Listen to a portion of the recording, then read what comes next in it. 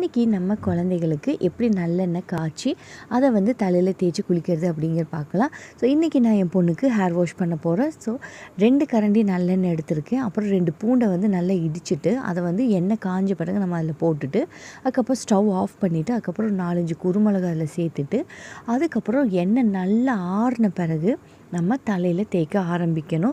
சூடாக தேய்க்கக்கூடாது. இது வந்து பார்த்திங்கன்னா உச்சந்தலையில் இப்படி ஊற்றி நல்லா வந்து தட்டி விட்டுட்டு அப்படின்னா நல்லா எண்ணெய் இறங்கும். ஒரு 15-20 நிமிஷம் வரைக்கும் நல்லா ஊற வச்சுட்டு நல்ல முகத்துக்கு, உடம்புக்கு, கை, கால் எல்லாம் நல்லா எண்ணெய் போட்டு நல்லா மசாஜ் பண்ணி விட்டுருங்க. ஸோ நல்லா மசாஜ் பண்ணி விட்டுட்டு ஒரு அரை மணி நேரம் பார்த்திங்க அப்படின்னா அது கொஞ்சம் ஜாஸ்தியாக இருந்தாலும் உங்களுக்கு ஒரு 20 நிமிஷம் போதும். ஒரு 5 வயசு குழந்தைக்குள்ளன்னா ஒரு 15 நிமிஷம் கூட போதும். நல்ல எண்ணெய் ஊறின பிறகு நல்ல சுடுதண்ணி வச்சுட்டு நல்லா அவங்க தாங்குகிற அளவுக்கு சூட்டில் வந்துட்டு எப்போவுமே நீங்கள் யூஸ் பண்ணுற பேபிக்கு என்ன ஷாம்பு யூஸ் பண்ணுறீங்களோ அந்த ஷாம்பு வந்துட்டு யூஸ் பண்ணி ஹேர் வாஷ் வந்து பண்ணி விட்டுருங்க.